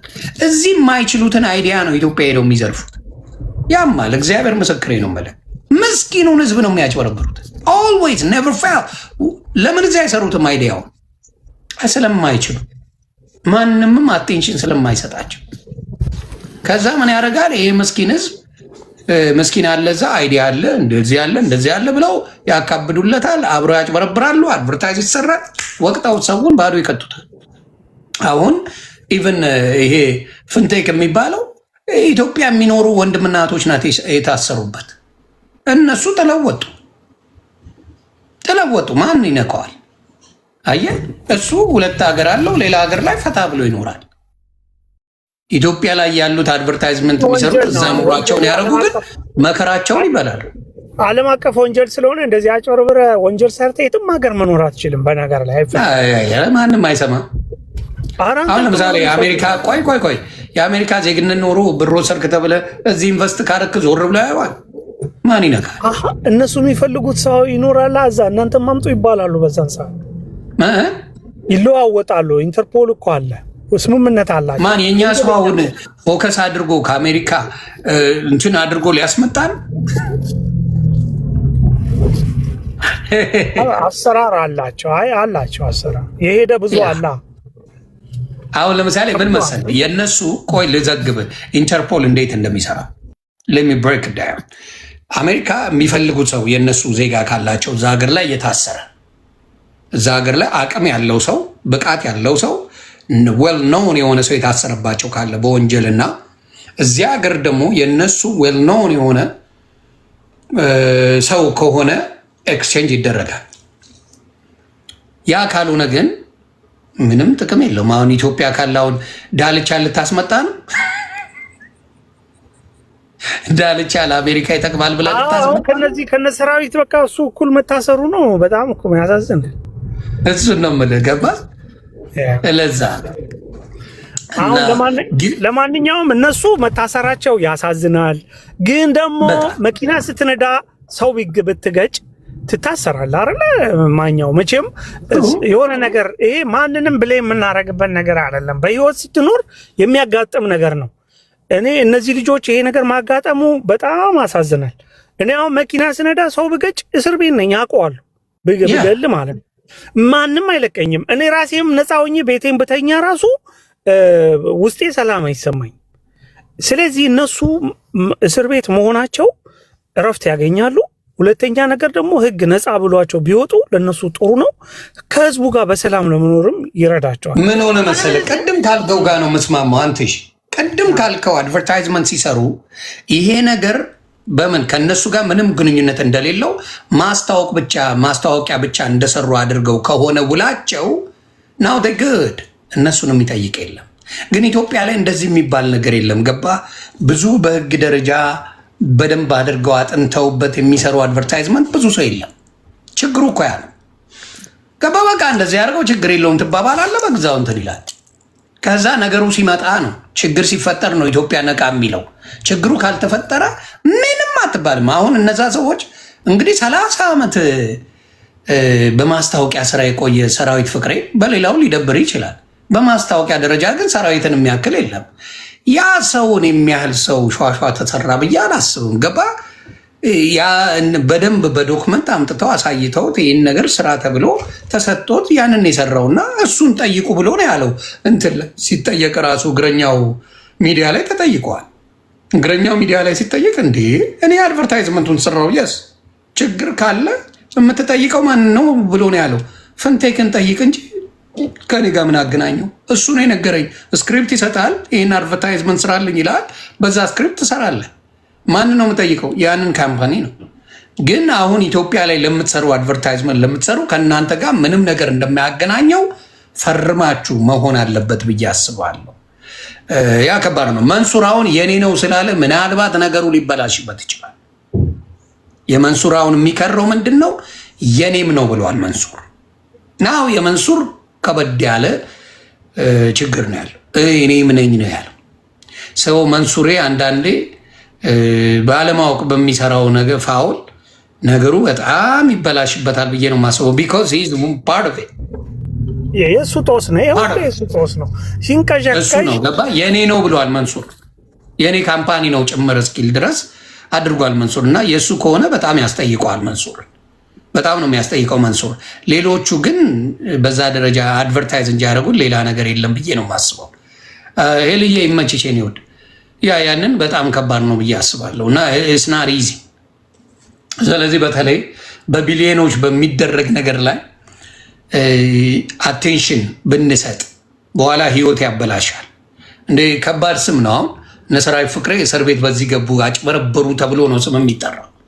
ስናር ኢዚ ከባድ ስም ነው፣ አስቀያሚ ስም ነው፣ የሌብነት የማጭበርበር ስም ነው እና በቀላሉ የሚታይ አይደለም እና ባካችሁ አስቡበት ለማለት ነው ይህን ጉዳይ። ሌላ ነገር የለኝም። ሌላ የምትጨምረዋል?